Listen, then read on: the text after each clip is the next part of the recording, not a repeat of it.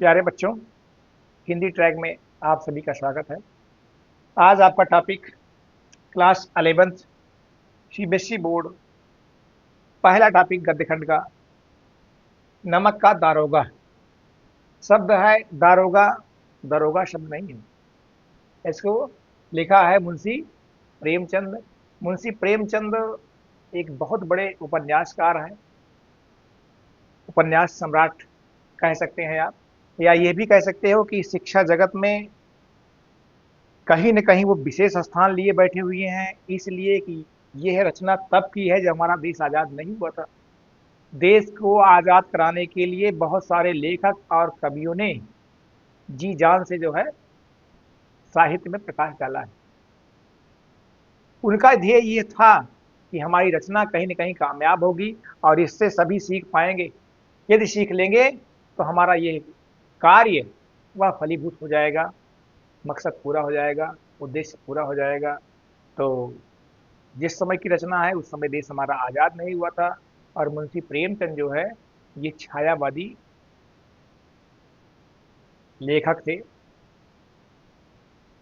ये जो है प्रसाद पंत निराला वर्मा, चार नाम लिया गया। ठीक इनके बाद जो है इनका स्थान आता है। तो नमक का दरोगा पाठ में एक मुख्य पात्र आते हैं मुंशी बंसीधर। इनके पिता का नाम जो है वृद्ध मुंशी था। यह जो है थोड़ा सा लोभी प्रकृति के थे। लोभी प्रकृति होने के कारण ही अपने बच्चों को पढ़ाए लिखाए और पढ़ाई लिखाई के बाद थोड़ा सा ये सोचे कि बच्चा हमारा उच्च पद प्राप्त करे और उच्च पद प्राप्त करने के बाद कहीं न कहीं इसको जो है विशेष पैसा प्राप्त हो। विशेष पैसा का मतलब है अतिरिक्त धन कमाना। इन्हीं के द्वारा ये भी बात कही गई है, वेतन तो पूर्णमासी का चांद होता है जो एक दिन मिलता है। जैसे पूर्णिमा का चांद एक दिन खिलता है, वैसे वेतन भी जो है एक दिन मिलेगा और 30 दिन आते आते वो लुप्त हो जाता है। जैसे अमावस्या आते आते चांद जो है वह लुप्त हो जाता है। पूर्णिमा और अमावस्या ये दो रात ऐसी है, एक में पूरी रात उजाला, एक में पूरी रात अंधेरा। जब वेतन मिलता है तो पूरा वेतन मिलता है और जब कटता है तो फिर शून्य हो जाता है, अर्थात महीना आते आते जेब बिल्कुल खाली हो जाती है। ये लोभी प्रकृति के थे। इनका ये मत था आप ऐसा पद लो, पद के साथ साथ कुछ ऊपरी आमदनी कमाओ। ऊपरी आमदनी जो है वो परमात्मा देता है, व्यवस्था करता है, उससे आप मत चूकिए, उसको आप मत नकारिए, उसको आप स्वीकार करिए, ग्रहण करिए। किसका मत है ये? मुंशी प्रेमचंद द्वारा रचित यह नमक का दरोगा कहानी में मुंशी बंसीधर के पिता वृद्ध मुंशी का मत है। तो वृद्ध मुंशी का मत है कि ऊपरी आमदनी जो है वो किया जाए, इसीलिए इनको लोभी माना गया है। क्या माना गया है? लोभी माना गया है, स्वीकार किया गया है। खैर, बच्चों को पढ़ाया लिखाया इन्होंने। वो बच्चा बंसीधर पढ़ लिख करके एक प्रतिष्ठित पद को प्राप्त किया है। नमक का दरोगा पद को वह प्राप्त किया। लेकिन एक बात यहाँ समझने लायक और है, प्यारे बच्चों ध्यान दीजिएगा। पिताजी ने जो उपदेश दिया, जो सिखाया, क्या उस पर बच्चा अमल किया? यही सोचने की आवश्यकता है। उस पर अमल नहीं किया। एक दिन की बात है, जहाँ ये तैनात था नदी के किनारे, वहीं जो है पंडित अलोपीदीन के अनुयायी घोड़ों पर लाद करके सामान यहाँ से वहाँ उतार रहे थे। रात्रि का समय था। गंदा काम या लूट खसोट का काम वो सब अंधेरे में होता है, अंधकार में होता है। प्रकाश में किया गया काम जो है वह सही कार्य होता है, सत्य माना जाता है। तो चयन किया गया समय रात्रि का, कोई जान न पाए, गाड़ियां यहाँ से वहाँ निकल जाए। और वो था का क्या का उसमें, वो था नमक का ढेला, अर्थात नमक का व्यापार करना था। अचानक गाड़ियों की गड़गड़ाहट सुनाई पड़ी तो बंसीधर चौकन्ना हुए। तत्काल उन्होंने अपने अनुयायी को आदेश दिया, जाइए देखिए बात क्या है। इस समय आवाज, ऐसी आवाज। तो जाता है, तुरंत जो है गाड़ियों को रोक देता है। लोग उतरते हैं, कहते हैं ये अलोपीदीन की गाड़ी है, ये उनका व्यापार है, आज तक किसी ने रोका नहीं है, इन गाड़ियों को आप जाने दीजिए। तब भी नकार दिया जाता है और पीछे से बंसीधर पिस्तौल लिए हुए पहुंच जाते हैं।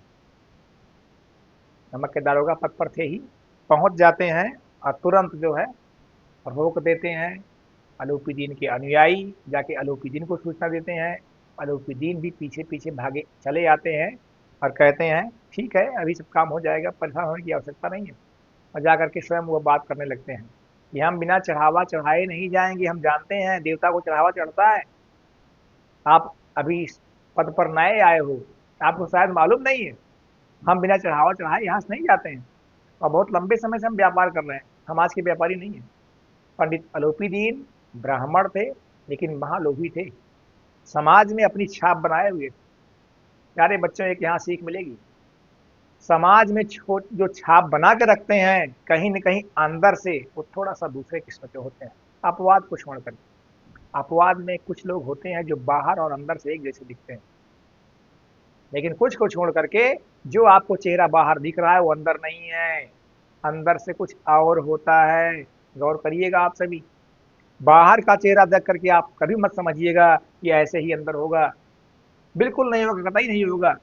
क्यों?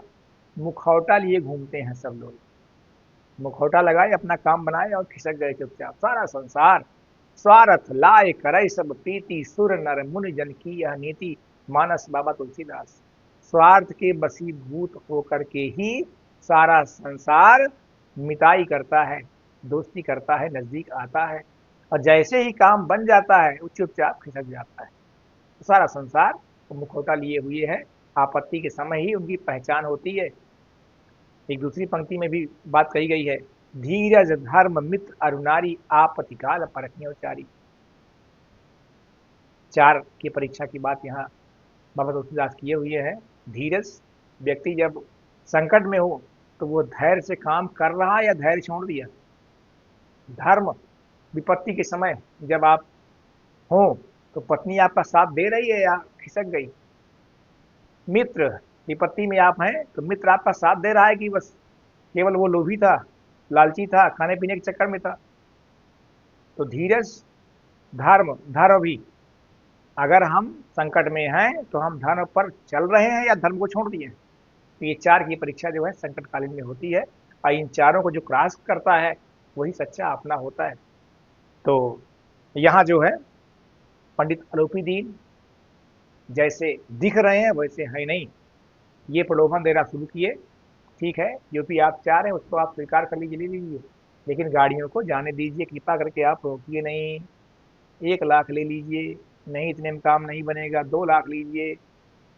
तो 2 लाख नहीं, कितना भी आप दीजिए, हम गाड़ी को जाने नहीं देंगे।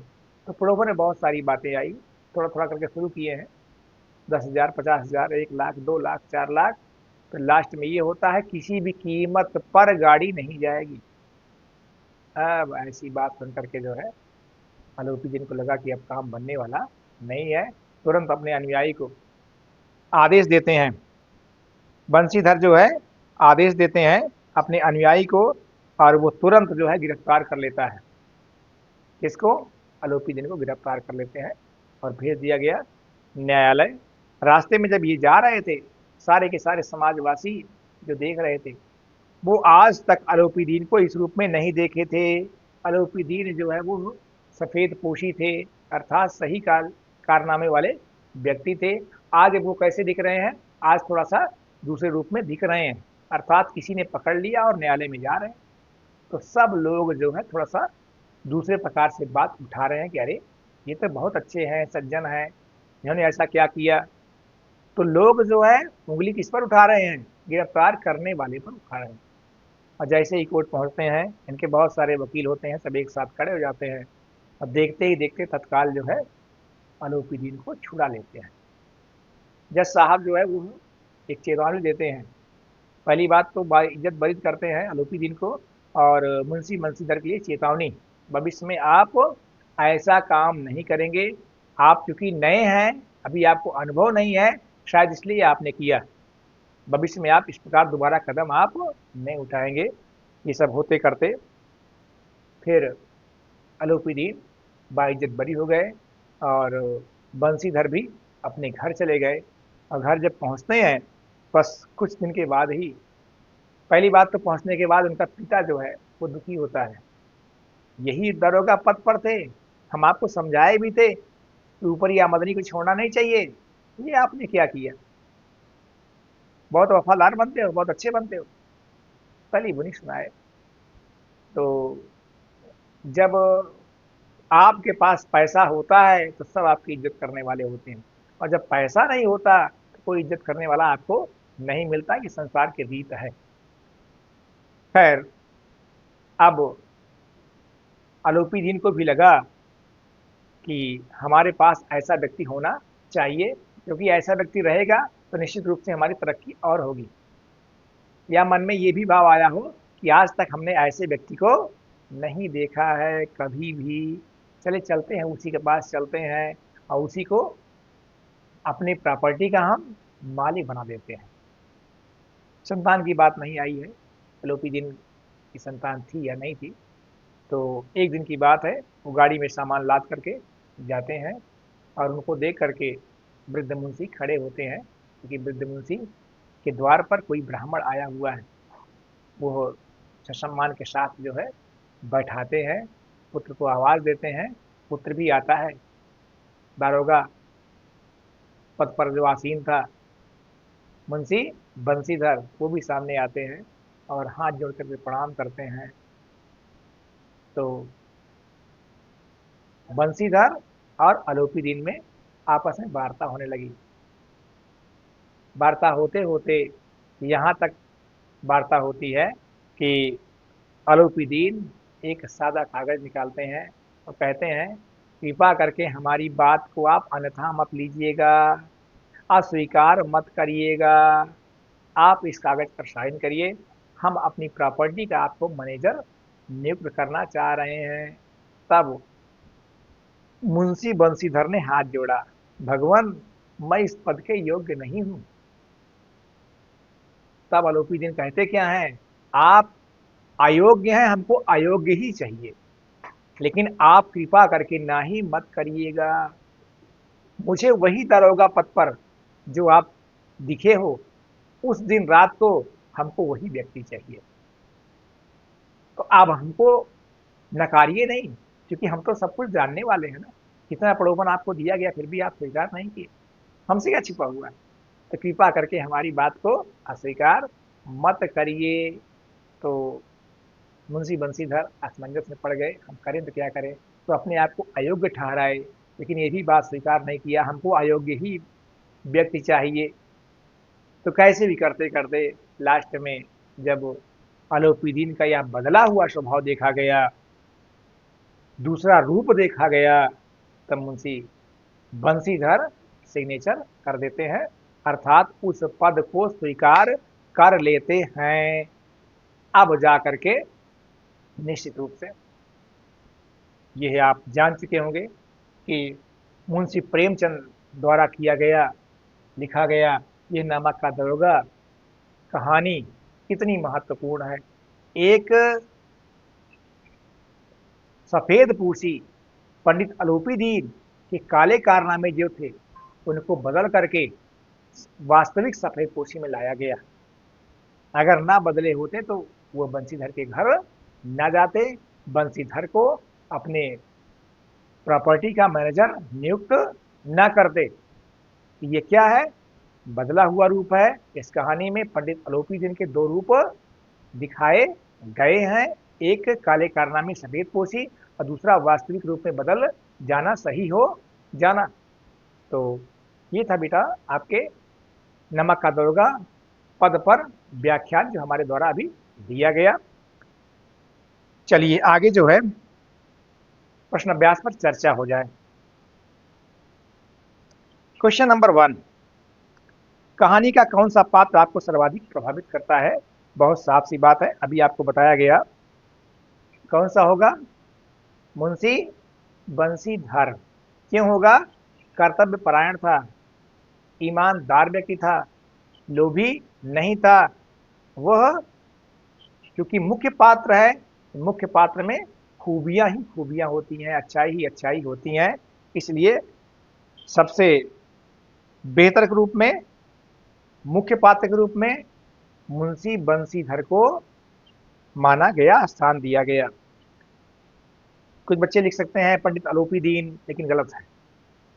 क्योंकि अलोपी दीन इसलिए गलत है, वो स्वयं शरणागत हो गए हैं।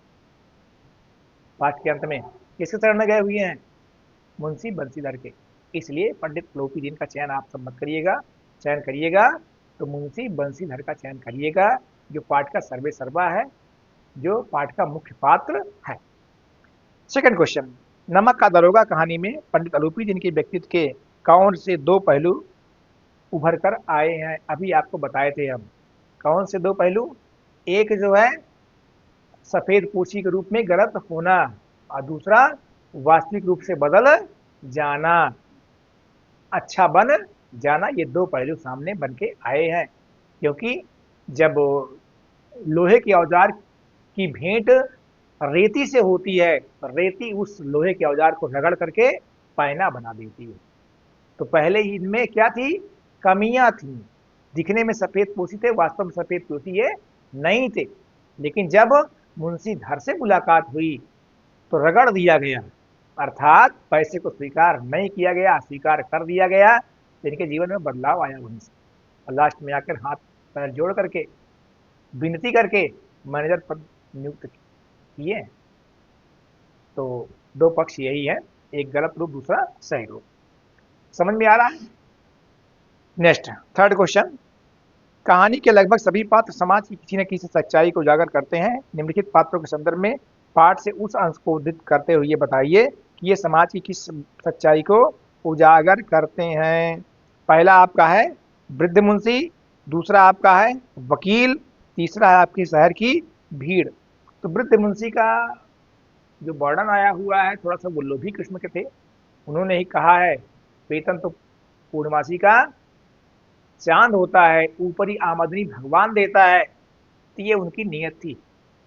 उनकी नीयत अच्छी नहीं थी। बच्चे को उपदेश थोड़ा सा वो गलत दृष्टि से दे रहे हैं, हालांकि बच्चा बहुत बुद्धिजीवी था। वो बात को स्वीकार नहीं किया, नहीं माना। आपके बीच एक चर्चा हम और करेंगे। बात किसी की हो, कहीं की हो, अगर सही है तो उसको आप स्वीकार कर लीजिए। और बात अपने माता पिता की ही क्यों ना हो, गुरु की ही क्यों ना हो, अगर गलत है तो उसको आप स्वीकार कर दीजिए। इसका प्रमाण स्वयं शास्त्र है। जैसे स्वयं हिरण्याक्ष, सॉरी, राजा बलि को ले लिया था। राजा बलि जो है, उन्होंने क्या किया? गुरु का परित्याग कर दिया। गुरु ने मना कर दिया कि आप दान मत दीजिए, ये पूरी प्रॉपर्टी आपका ले लेंगे, राजपाट छीन लेंगे। राजा बलि ने कहा, अरे ये कैसे हो सकता है? हमने पसंद ही दिया है, और फिर परमात्मा के हमारे सामने अगर हाथ फैला रहा है, क्यों ना दे भाई। हम नकारेंगे नहीं, हम हाँ कर दिए हैं। तो वो स्वीकार किए। राजा बलि भगवान श्री हरि नारायण को, वामन भगवान को अपना राजपाट सब दे करके एक इतिहास में अपना नाम लिखवा दिए। हमेशा हमेशा के लिए राजा बलि अच्छे रूप में जाने जाते हैं। गुरु का परित्याग कर दिए, गुरु शुक्राचार्य। दूसरा उदाहरण, विभीषण। भाई कैसा था? भाई को समझाया गया, बुझाया गया, सही रास्ता दिखाया गया, लेकिन फिर भी भाई स्वीकार नहीं किया। अंत में एक दिन ऐसा आ गया कि विभीषण को चोट भी सहनी पड़ी। विभीषण ने विभीषण रावण ने परित्याग किया विभीषण का, बहुत स्वीकार किया तुरंत। मैं जा रहा हूं उनके पास, जिनकी चरण वंदना सारा संसार कर रहा है। हम भी कहीं न कहीं जो है उन्हीं के अनुयायी हैं। पूरे भवन में सीताराम सीताराम लिखवाए हुए थे। तुलसी का वृक्ष जो है वो सामने था। सुंदरकांड के प्रसंग में ये सब आया हुआ है, हनुमान जी जब पहुंचे थे वहां। तो विभीषण ने क्या किया? अपने भाई का परित्याग किया। एक उदाहरण और, एक नाम आता है भक्त प्रहलाद का। भक्त प्रहलाद ने अपने पिताजी का परित्याग कर दिया, क्योंकि पिताजी उनके गलत दृष्टि में थे, राक्षस वृत्ति नहीं छोड़ पा रहे थे। पुत्र को भी जो है वो सोच रहे थे हमारी ही बात मानो, राजपाट को स्वीकार करो, राक्षस प्रवृत्ति में ही रहो। तो राक्षस और देव दोनों बुद्धियां थोड़ा सा अलग हैं। जो हम सहयोगी बन जाए तो देव बुद्धि है, और जब विपरीत में हो जाए तो वो राक्षस बुद्धि है। सींग पूंछ नहीं होती है राक्षस से, टीवी में देखते हैं उनके सींग लग गई, ऐसे हो गए, भारी भरकम शरीर हो गया, ऐसा कुछ नहीं। तो यदि हमारी प्रवृत्ति गड़बड़ है तो हम राक्षस हैं, प्रवृत्ति अच्छी है तो हम वास्तविक रूप से देव हैं, भले ही मनुष्य क्यों ना हो। क्योंकि मनुष्य, देव भी मनुष्य शरीर लेते हैं और उसे सुख सुख का भोग करते हैं। सबसे अच्छी शरीर जो है मनुष्य की मानी गई है, क्योंकि परमात्मा ने चिंतन और विवेक भी दिया है। आइए टॉपिक पर आते हैं, बहुत चर्चा आपके बीच किए। तो पहला टॉपिक आपका है वृद्धमुंशी। तो वृद्धमुंशी जो है वो लोभी थे। सेकंड सेकंड आपका है वकील। वकील के माध्यम से अन्याय को उजागर किया गया है। वकील सब करते क्या है, वो हमेशा अन्याय को आगे बढ़ाने का प्रयास करते रहते हैं, न्याय का साथ नहीं देते हैं। अगर न्याय का ही साथ दें, वकालत बंद हो जाए, सब बंद हो जाए, लेकिन वह भी पैसा कमा करके कहीं न कहीं लोगों को इस समय में भी सही न्याय नहीं दिलवा पाते हैं। तो वह व्यवस्था ही ऐसी है। क्यों? दो सामने खड़े होंगे, अगर पैसा नहीं कमाना है, गलत को आगे नहीं ले जाना है, तो एक ही खड़े हों, वास्तविक न्याय सामने आ जाए, लेकिन ऐसा होता नहीं। थर्ड आपका है शहर की भीड़। शहर की भीड़ कभी भी जो है वह वास्तविक चेहरा पहचान नहीं पाती है कि ये व्यक्ति कैसा है। जैसा दिखता है हाँ में हाँ भरना, तो सब भेड़ की पूंछ पर पताई बांध दी गई, एक भेड़ चलती है तो पीछे खर खर की आवाज सुन के सब भागना शुरू कर देती है, नहीं मालूम होता क्यों भागी जा रही है। तो शहर की भीड़ जो है वो वास्तविकता की पहचान नहीं कर पाती है, सही देख रेख नहीं कर पाती है। ये था आपका तीनों बात। नेक्स्ट क्वेश्चन, निम्न पंक्तियों को ध्यान से पढ़िए। नौकरी में ओहदे की ओर ध्यान मत देना, या तो पीर का मजार है, निगाह चढ़ावे और चादर पर रखनी चाहिए। ऐसा काम ढूंढना जहां कुछ ऊपरी आय हो। मासिक वेतन तो पूर्णमासी का चांद होता है, जो एक दिन दिखाई देता है और घटते घटते लुप्त हो जाता है। ऊपरी आय बहता हुआ स्रोत है जिससे सदैव प्यास बुझती है। वेतन मनुष्य देता है, इसी से उसमें वृद्धि नहीं होती है। ऊपरी आमदनी ईश्वर देता है, इसी से उसकी बरकत होती है। तुम स्वयं विद्वान हो, तुम्हें क्या समझाऊं। सबसे पहले आपको बता दें, ये पंक्तियां कहने वाला कौन होगा। ये पंक्ति कहने वाला वृद्ध मुंशी है। किसके लिए बात कही जा रही है? ये बात कही जा रही है अपने बेटे के लिए, जिसका नाम है मुंशी बंसीधर। तो पिता अपने पुत्र से ये बात कह रहा है। तो इन्हीं तीन चार पंक्तियों से तीन क्वेश्चन बना हुआ है, का, खा और गा। पहला क्वेश्चन है, ये पंक्ति किसकी है? तो ये उक्ति जो है वह वृद्ध मुंशी की है। सेकंड क्वेश्चन खा नंबर, मासिक वेतन को पूर्णमासी का चांद क्यों कहा गया है? उत्तर सुन लीजिए। मासिक वेतन को पूर्णमासी का चांद इसलिए कहा गया है कि वह महीने में एक दिन ही पूरा दिखाई देता है। तो चांद पूरा एक दिन दिखाई पड़ता है, तो वेतन भी हाथ में एक बार मिलता है, दोनों समान है, इसलिए वेतन को पूर्णमासी का चांद कहा गया है। थर्ड नंबर, क्या आप एक पिता के इस वक्तव्य से सहमत हैं? नहीं, हम पिता के इस वक्तव्य से बिल्कुल नहीं सहमत हैं। अभी आपके बीच हम तीन कहानी बताए हुए हैं, पिता, गुरु और भाई, तीनों को नकारा गया है। शास्त्र इसका प्रमाण है, रामायण आदि आप सब जानते हैं। तो कभी भी गलत को स्वीकार नहीं करना चाहिए। प्यारे बच्चों ध्यान दीजिएगा, आने वाले समय में आप समाज में एक स्तंभ के रूप में होंगे, और वह स्तंभ मजबूत होगा तो टिका रहेगा, नहीं तो गिर जाएगा।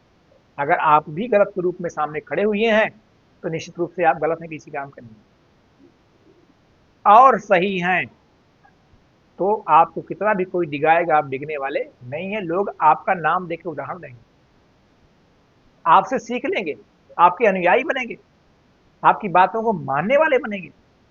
तो समाज बहुत विचित्र है, करने में मेहनत लगती है। आपने नाम सुना है महात्मा बुद्ध का? बुद्ध का नाम सिद्धार्थ था। वो राजपाट में ही रहते थे, उनको बाहर जाने की अनुमति नहीं थी।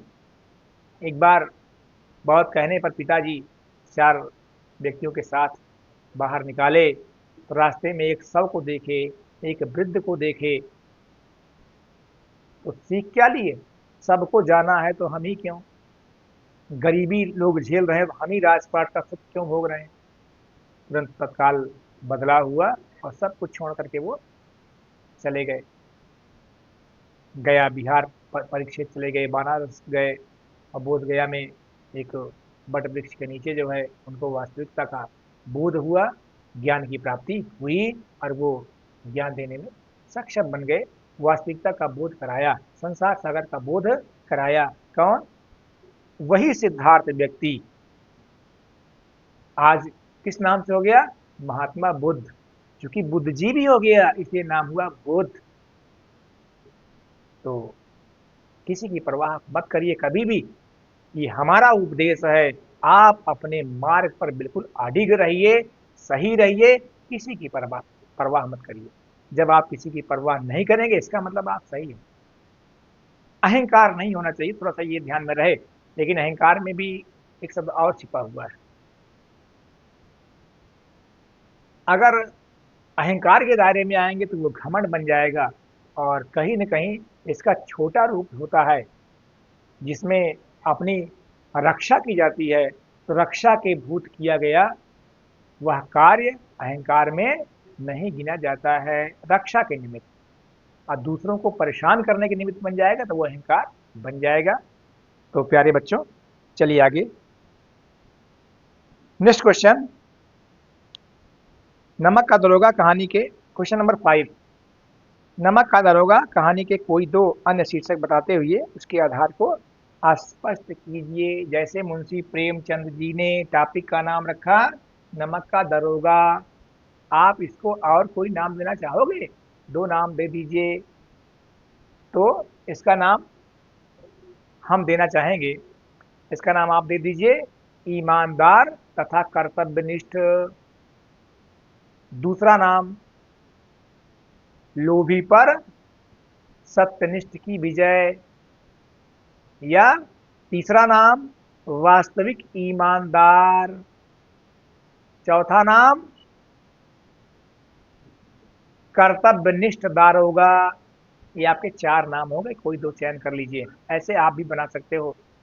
नाम वही होना चाहिए जिससे पूरी की पूरी कहानी का बेस बने और पूरा का पूरा दिखाई पड़े, अर्थ निकले।